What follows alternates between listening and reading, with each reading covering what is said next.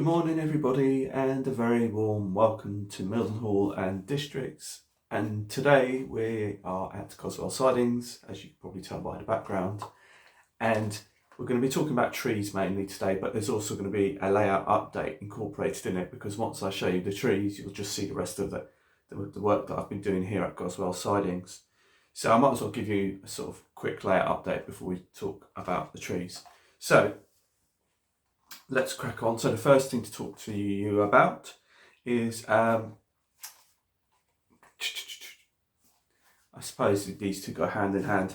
But anyway, I was watching March West Junction, as I did say in the last video, and I did say that I might consider buying one of the sound modules. And so I did. So this is the sound module I bought, and this is based on watching his video, which I thought would add a nice little bit of ambiance, which I thought was totally suitable for this particular area. And it's the same module as he has, which is GM195, which is the scenic module, sound module. And these things are actually quite difficult to get hold of. And I managed to find one. There was one going on eBay and there was one going on Amazon, and that was the only two that I could find. And I got this one up. Picked this one up from eBay, and that arrived the next day. It has been fitted to the layout, although you can't listen to it right now because the actual unit isn't actually connected to the main layout at the moment, so there's no power to it because it's actually connected via the track. I've actually wired it also not only to the track, but I've wired it via a switch, so I can switch it on and off. So if I don't want it on, then obviously I can switch it on and off. So if it gets too much, just flick it off. However, I do like the sounds and it does actually work, and I've put it and mounted it sort of under the baseboard, but in the vicinity of where the signal box is, which I'll sort of show you when I pan you around. Now, one of the other things that I could have used in conjunction with this is to use this, and this arrived about 4 days ago, and basically I use a lot of these, and basically it is a transformer regulator transformer, and that's what it is, which is what this is.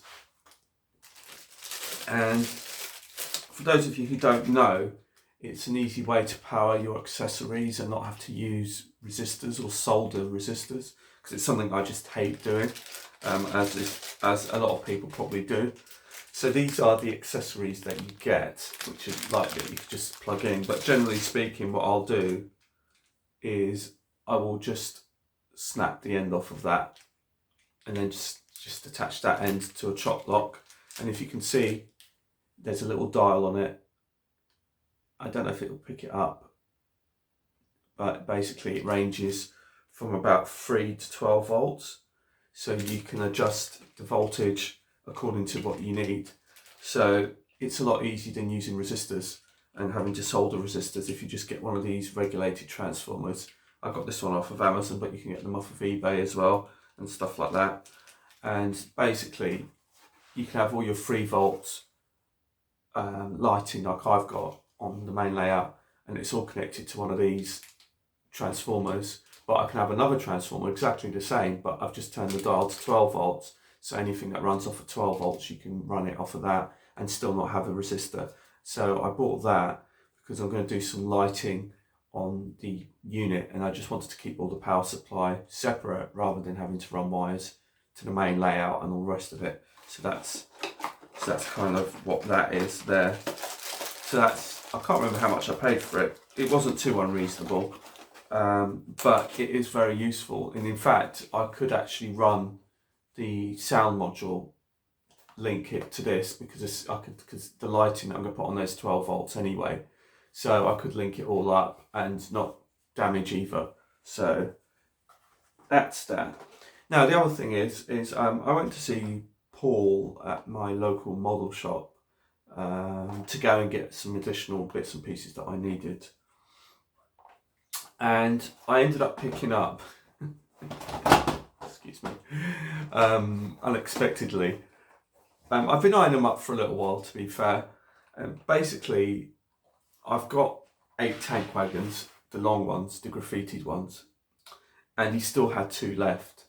So I've bought, since the layout's growing, I've just decided to add another 2 wagons to the rake. So this is what they, for those of you who don't remember what they were, it's these ones. And they're both exactly the same. And the thing is with these is that the price is very reasonable. And it's just under £30. But I did get a bit of a discount with Paul. So I didn't pay the full £29.69 that he was asking. So, however, you know, he said to me that these were the last 2 he had, and I thought, well, I'm going to take them, and then that way I can increase my rake. The only issue is that they've got the old wheels on it, because I haven't swapped them out for some metal wheels yet, but I haven't actually run them yet, just because I've been doing the work on the sidings. So right, let's get to the main crux of the video, which is trees. So bear with me, I'm going to spin you around and we'll talk about trees. So now I've spun you around to the actual Goswell sidings bit. As you can see, like I said, the extension the link hasn't been put in, so it's not powered or anything like that at the moment. And you can also see that I've added the switch there, and that's the on-off switch for the sound. And if I just take you in a bit more, you can now see that I've ballasted it. I've done the cable trunking, and this is where the signal box will sit, but this is all still drying at the moment, which is why there isn't any power or anything running to it. And I've basically done that all the way down, so that's virtually not too far off done. And I'm trying to create this rural feel, and there is my bridge at the end.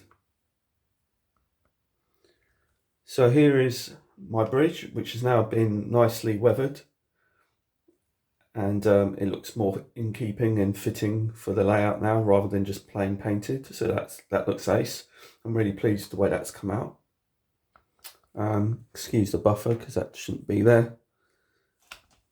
And we've now just done all the ballasting, cable trunking, that's been done.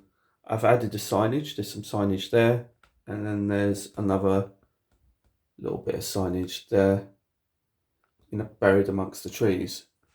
And as you can see, this is one of the trees that came out of the box. And if I sort of, let me just bear with me a minute. All these trees here that you see, these ones here, and all of these ones, all the way along there, have come from the Gaugemaster box. Now there's a few more here, and this is a mixture of fine leaf foliage trees. These are the Woodland Scenics ones, these thicker ones. So when they sort of talk about fine leaf foliage, when you now put them up against the Gaugemaster ones, you can see that the Gaugemaster ones seem a lot more realistic, to be honest.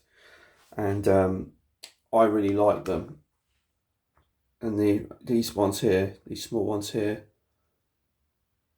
are also from the Gaugemaster box, Seafoam box. But as you can see, it's a bit thin in places. As you can see, the back seam, which I didn't mention actually, I've actually fitted that, as you can now see, which is quite obvious to say now. But the idea is that I found that the back seam was far too summery, it's far too green. So that's why I'm trying to mix up the colours here to try and sort of give that impression. As you can see, sort of here, looks like there's trees in the distance when you look behind the trees in the foreground. So that's why I've got another box to try and fill in the gaps that I've still got here. And that's what I'm trying to do, and try and blend in the sort of back seam that I've got with the trees that I've now bought. Now, a word on the back seams before we go over to the bench and look at these trees in more detail. I did it as per instructions, which was to lay it flat and not to put the glue on the paper, but to put the glue on the surface that you're sticking it to. And yes, there were some bubbles when it first was put on. I laid it flat and it laid flat lovely, and as it was drying it started to bubble up a little bit.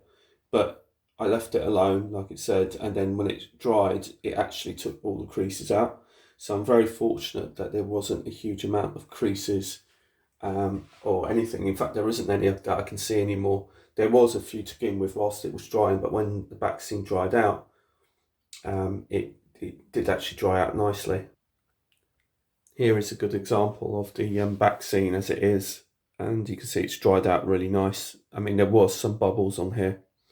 There was some quite noticeable bubbles on here, but as it's dried, it's dried flat, and it's dried, and all the bubbles have now gone out and dissipated. So that's come out really well. So I'm really pleased with that.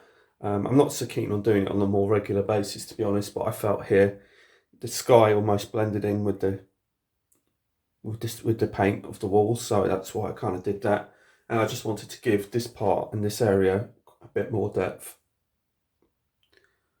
So if I drop you down now at sort of ground level, you can sort of see, you know, how effective that back scene is. And if I actually do it and stop it there, when you look at it, to me, in my eye, I think that's pretty convincing.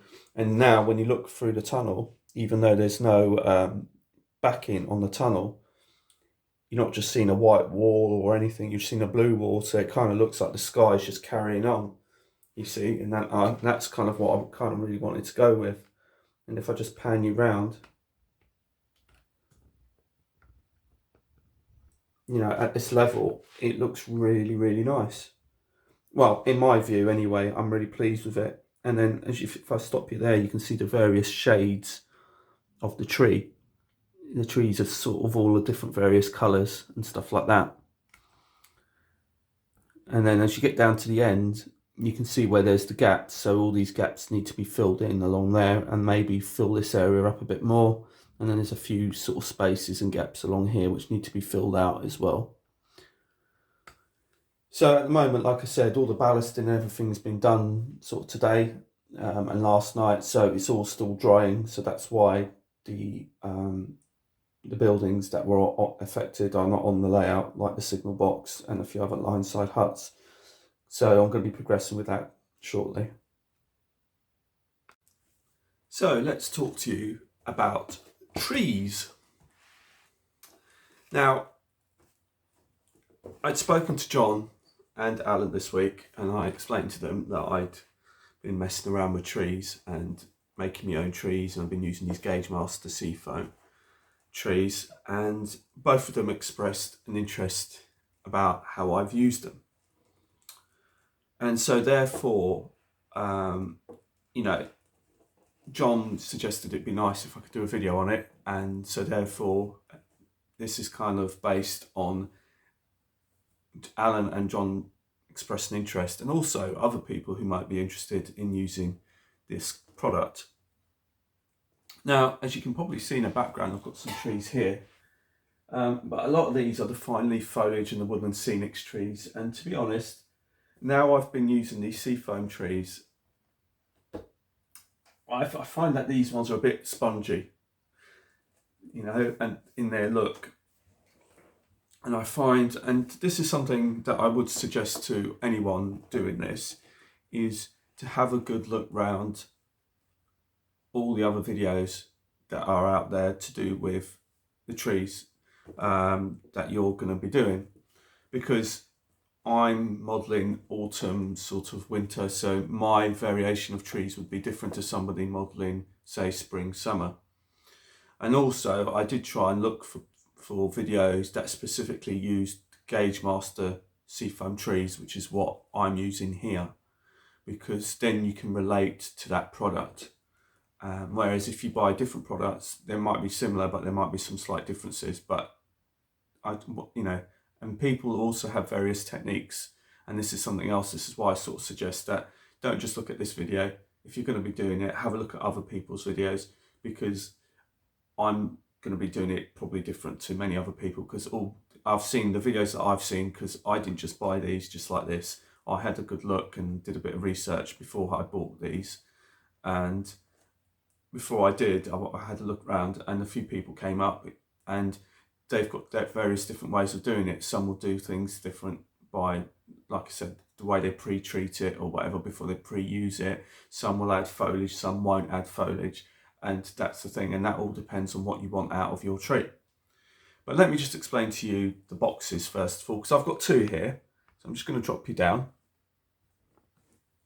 and you've got two boxes here. They're both identical.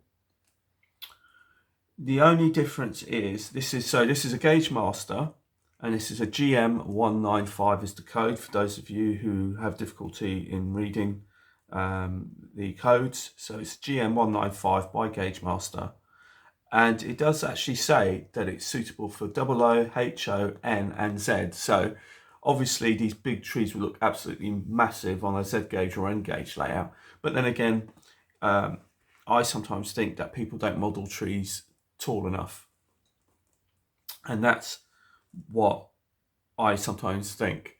Sometimes I think, and the armatures that I've got on my layout from Woodland Scenics I think are too small, even the tallest ones. So now I've experimented with these. This is definitely the way forward, at least for me, and my layout when I come to add in any further more trees will be along this line.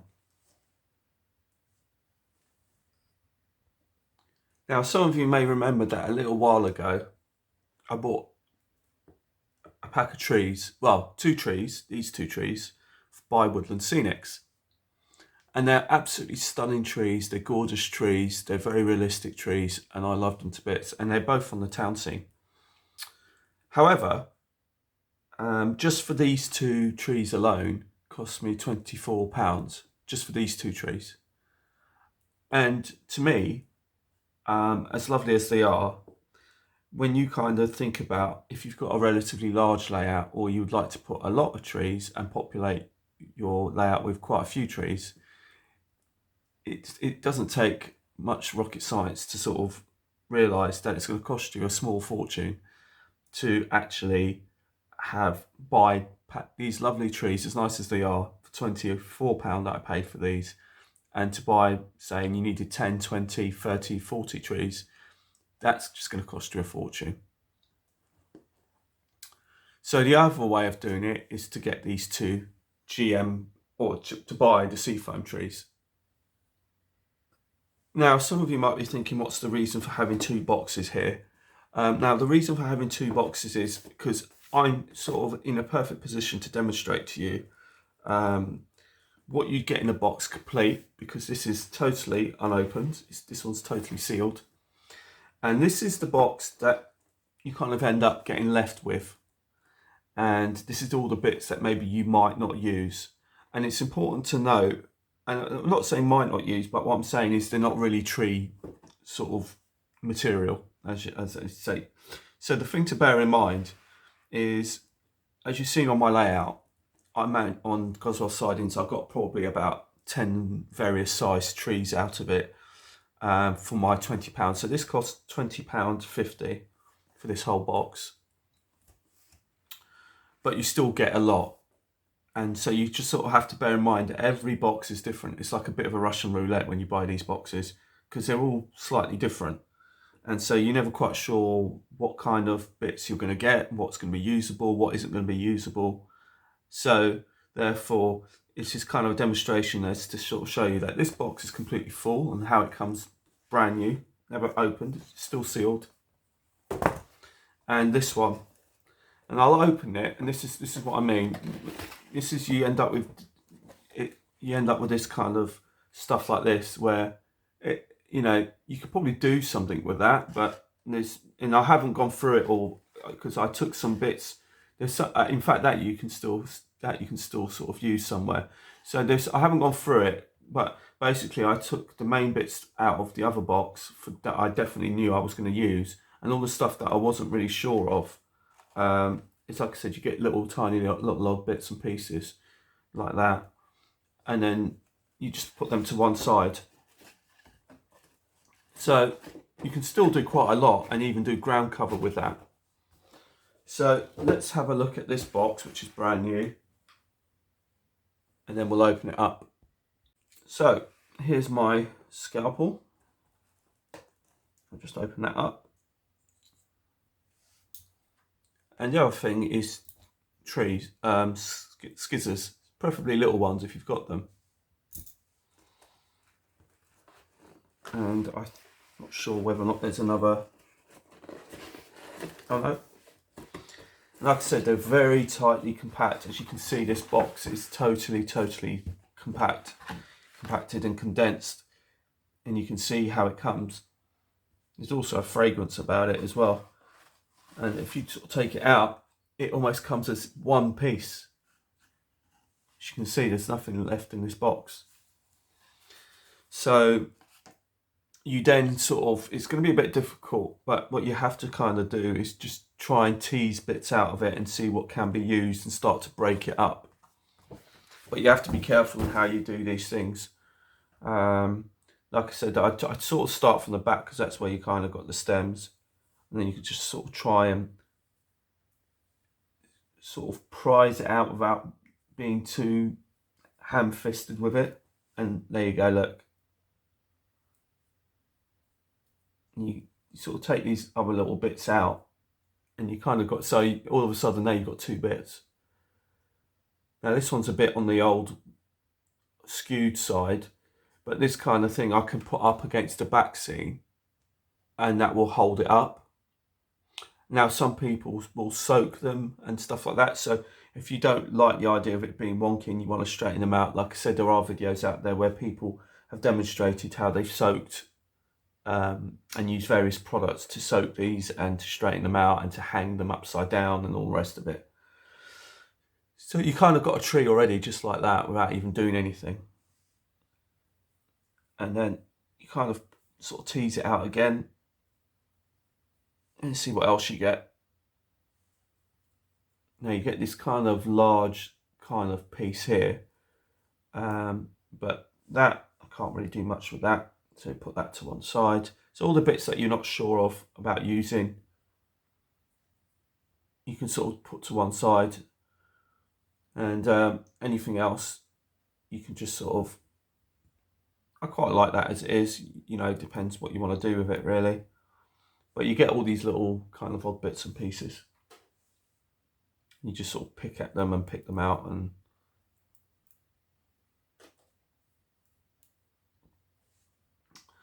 now I'm just trying to think, am I happy with this or do I want to do something else with it? And I think, to be honest with you, I think I'm going to break this down. So I'm going to break this down. It's quite a big tree, but it's not, it needs shaping. So I'm just going to use my small pair of scissors. And you got a sort of a more nicer shaped tree just by splitting that, which I think it would be better. And it's just about just cutting it and sort of seeing what you think is going to work. Now I'm not sure I'm going to do that bit, so I'll leave that bit for now, but that, I think you could probably do something with that. But those pieces that I'm not sure of, I just sort of put to one side and I'll come back later. And then you've got kind of like, you've got these little sort of baby trees and stuff like that. So let's see what else we can find in here. Again, you just sort of have to sort of tease it out without being too ham-fisted, because you don't want to sort of break the stems or anything like that. And then you've got another sort of quite a big tree there, and whether or not you want to break that down and stuff like that. So, you know, you sort of have to go through it and see what kind of works for you really. So what I'm going to do is we're going to sort of, let's just put that. So you get the idea, you just sort of tease it open. Now this one looks like quite a big tree. Now look at that. That's a huge piece. See? And you might just have to play with it and tease it and sort of get rid of some of the little bits that are kind of hanging around and pick at it and just tidy it up. But you just need to sort of be gentle with it, sort of thing. Just don't be ham-fisted with it. And then you can sort of see what comes off of it. There's a branch there, that shouldn't be there as well. So, but yeah, you end up with like quite a nice big tree there. So you can play with those kind of things. So anyway, let me just put some of this away and I'll be straight back. So I've now sort of packed some of the trees away because I tend not to do all the trees in one go. I tend to kind of nibble at them because it makes it a little bit more manageable. Now, at this point, I've just selected a few bits and pieces that I think I could use for now. But at this point, it's also entirely up to yourself how you then do the next steps, because it all depends on what you're modelling. And basically, if you're modelling spring or summer, you might want the trees full of leaves, so in which case some people will kind of dip these in glue and then after sprinkle the foliage and stuff like that. But I tend not to do that because I'm modelling autumn stroke winter, so I tend to leave these pretty much as they are. And then what I'll do is I've got various spray cans which I've got to sort of create a sort of autumnal look. So I've got some orange here and I've got some red, and I know it seems a bit garish, but if you spray it kind of very, very gingerly and lightly, it does create a really lovely subtle effect, as you've seen on over there. And then I've got some greens. This is a really dark green as well, and I've got some sleeper grime, which you wouldn't have thought you'd use, but it's still a good lovely brown to kind of give it a kind of really sort of wintry, sort of autumn look, wintry look. So it's entirely up to yourself how you go about this process. Like I said, I do suggest that you don't just watch this video, you know, because everyone's got their own techniques of doing things. And like I said, if you are going to be modelling certain seasons that isn't autumn and winter, then you probably wouldn't go through this process that I'm going through, because it wouldn't really apply to you. But because I'm doing autumn winter, I'm not planning on really doing any kind of I'm not doing any kind of foliage as such, because I'm happy with the foliage that's here. And all I'm going to do is, like I said, well ventilated area. I've got the windows open. I'm just going to, and this is all I'm doing. You just sort of see it how it is now. I'm just going to just take a slight, nothing major.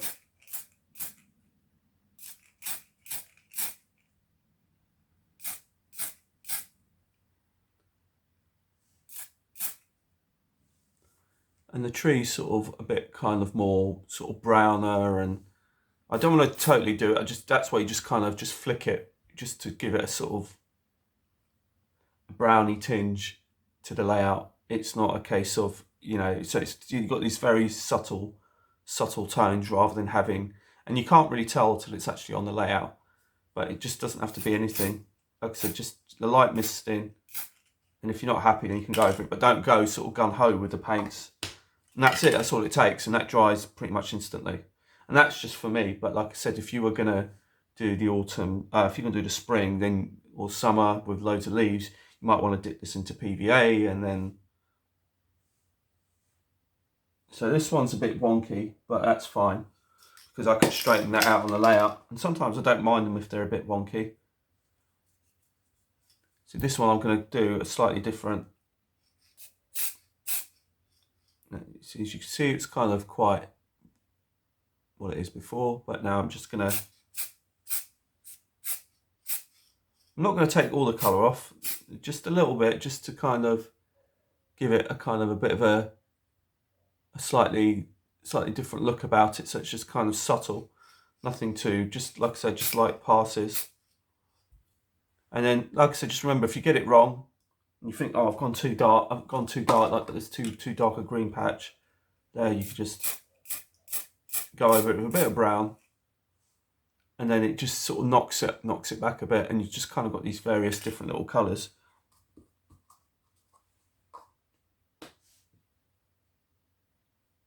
So that's that. You can also do stuff like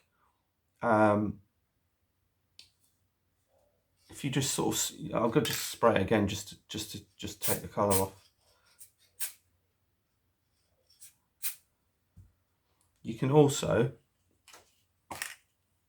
just to give it a bit of a colour, like I said, there's no science to this, it's just completely, just to give it that dark, like I said, I can use that on the back wall there. And what I'm going to do with this is, bear with me a minute.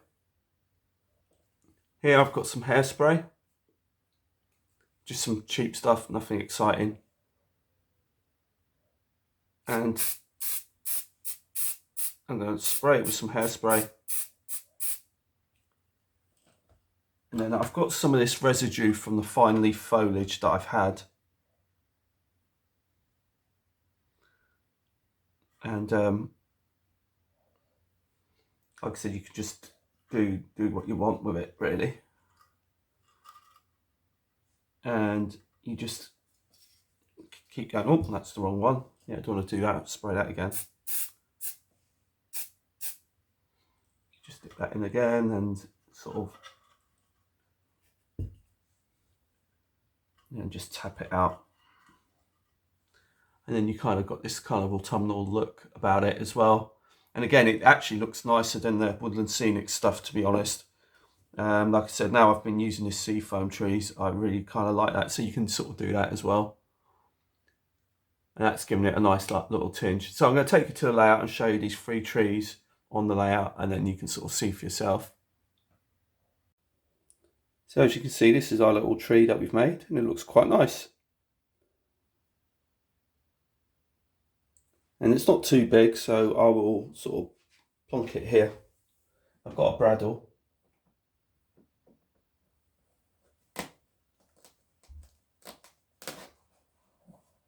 And it goes into the oasis that I did, that I laid it in. So there you go. And that's it there. Oopsie. Tripping up all over the place. So there you go. So there's like another little tree planted. Now none of these are glued, you can glue them down, but you just kind of build it up. So these little trees I've been using along the back wall here, these smaller ones. So here is our sort of wonky one that I've got, but you can straighten that out because you can sort of put it up like that, and then that will hold it straight. So you just sort of poke a hole where you want to. So somewhere where I can actually see the hole would be nice. And again, I'm just poking a hole into the oasis.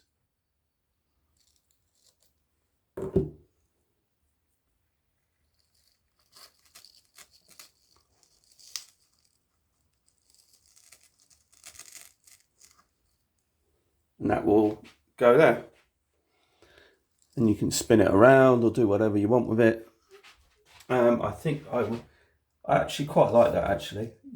I think I would do like it as it is, to be honest. Yeah, that's it. Because then when the train comes, you look at it, that looks really nice, actually. Yeah. Because then if you look at it from this side, it kind of juts out a little bit. It's a bit difficult to see. But I quite like it that some of the trees are kind of encroaching into the railway line, because some of them do. Some of them are overgrown, and some of them need to be cut back. And then you just plant them up, and like I said, you've got a nice little variation of colours there. And it doesn't take much. So once again, I've got another tree, and again, you just sort of, before I sort of make any commitments or anything, I sort of try and pre-place it. Sort of go, oh, that looks quite nice there. I think that would look quite lovely there. And then you kind of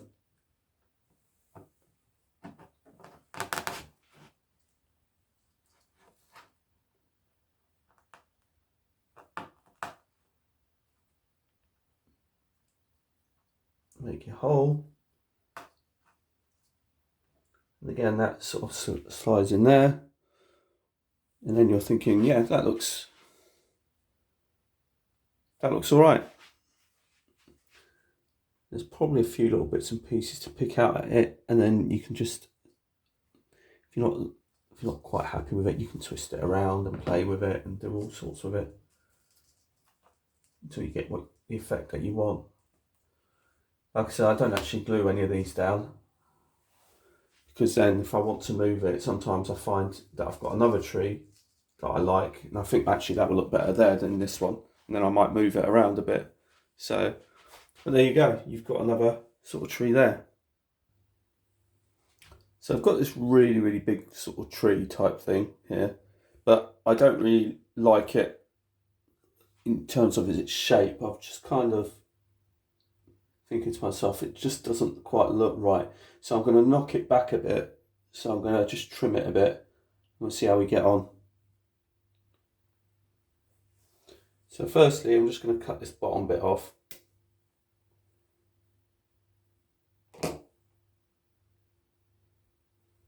I can use that elsewhere. Let me just put that. It just looks a bit more. It looks a bit better. And I think, let's see how this works.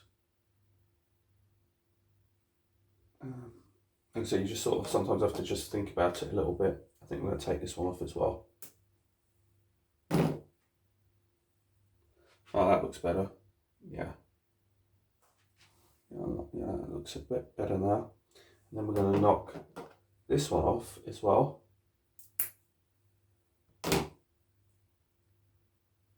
Again, you can use that elsewhere. So you sort of, it's kind of weird because it doesn't seem like you're going to be left with much after all that. But like I said, we're going to knock that one off as well. So after all that, we're left with just that. But I think that looks a lot better than, yeah, that definitely looks better. So then I'll keep some of the stem so I can bury it. And now from out of that big tree, you sort of got something a little bit better.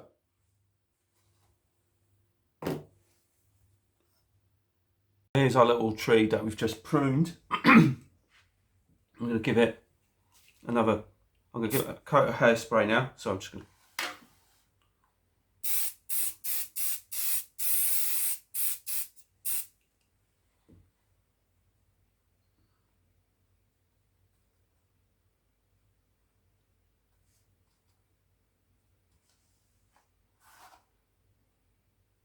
there you go.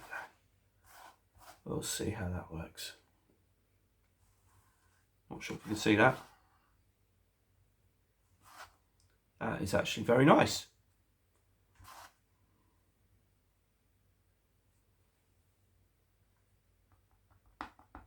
Just give it a tap. And then if you want some more, have another go with some hairspray and just sprinkle some more on.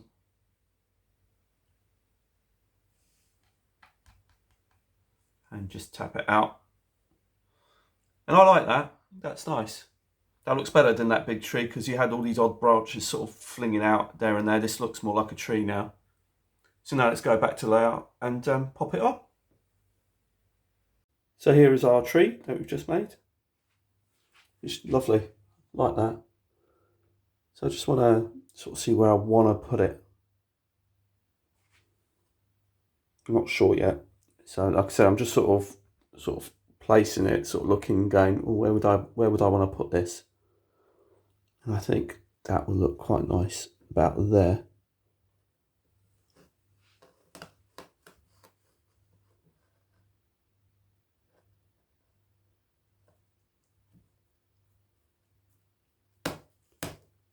And then it goes. That looks lovely. I like that. Yes, that looks quite nice, that does. So here's a sort of brief sort of outline and look at how some of these trees are jutting out. I'm just going to take your free hand now so you can have a look a bit further forward.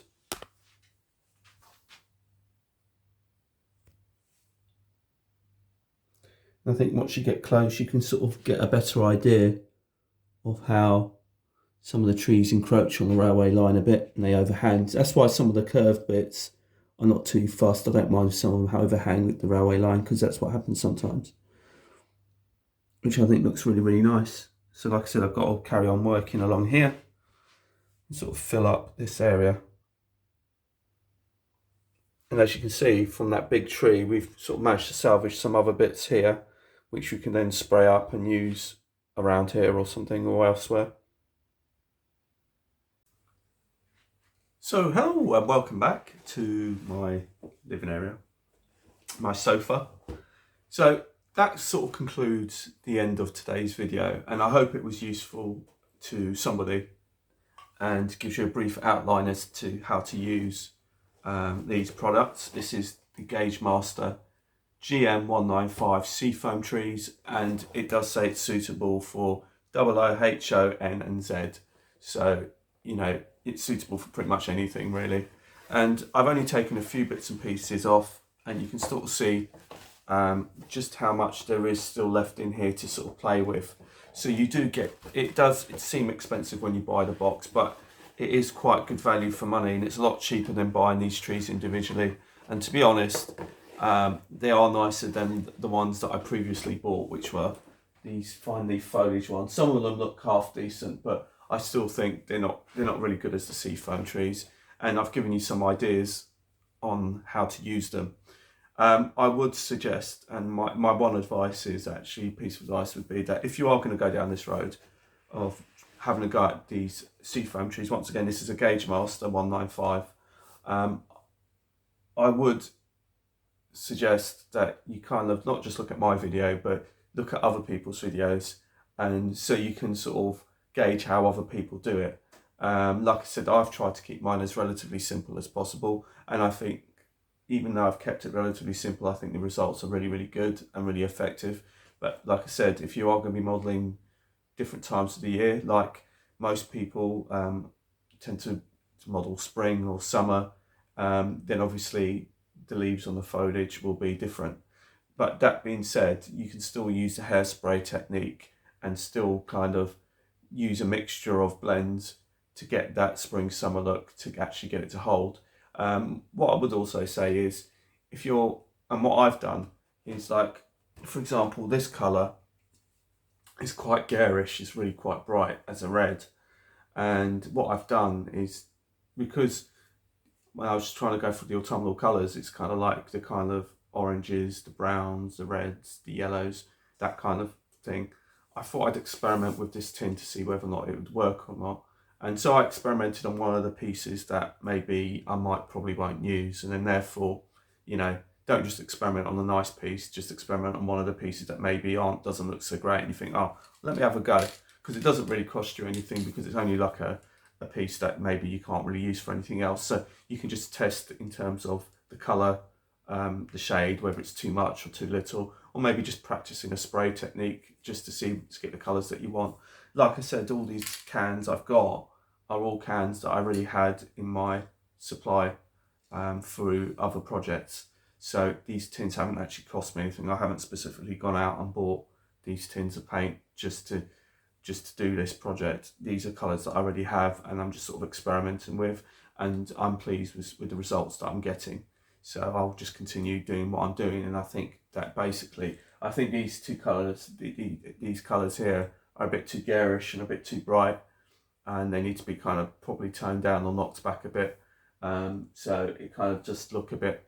So that's why, you know, if you're trying to keep it as subtle and as light as possible, I think the less is more is probably the best approach to doing these seafoam trees. Anyway, so until the next time, thank you for watching, and I hope you've enjoyed this video, and it's coming soon. There'll be a new series coming up on the channel, and so the idea of that is to create learning for other modelers. I'm not trying to turn around and say I'm the best modeler on the planet. I'm not. It's just the way that I do things, and maybe some of my techniques that I use could possibly enhance your skills, and maybe just give you that confidence that you might need, and also it could potentially save you a lot of money. So there's going to be a series on making simple products just to give you the confidence in, or, you know, if you need it, you know, and if you feel like trying it, then follow my series. So it's going to be coming soon. It's going to be called Come Build With Me. It's going to be coming on soon. And basically, like I said, it'll be just taking very simple techniques to modelling that you might find useful to you and your layout. And like I said, hopefully, like I said, I'm not claiming to be the best modeler in the world, but I'm hoping that, you know, it might help others and who may possibly need it. So until the next time, it's goodbye from Milton Hall and Districts. I hope you like what I've done with Goswell Sidings so far. No doubt when I next speak to you, there'll be another big update on that. So until the next time, it's bye from Milton Hall and Districts, or Volmer, because Volmer's part of the Districts. So I was going to say Milton Hall and Volmer, but yeah, it is Milton Hall and Districts. So until next time, bye for now.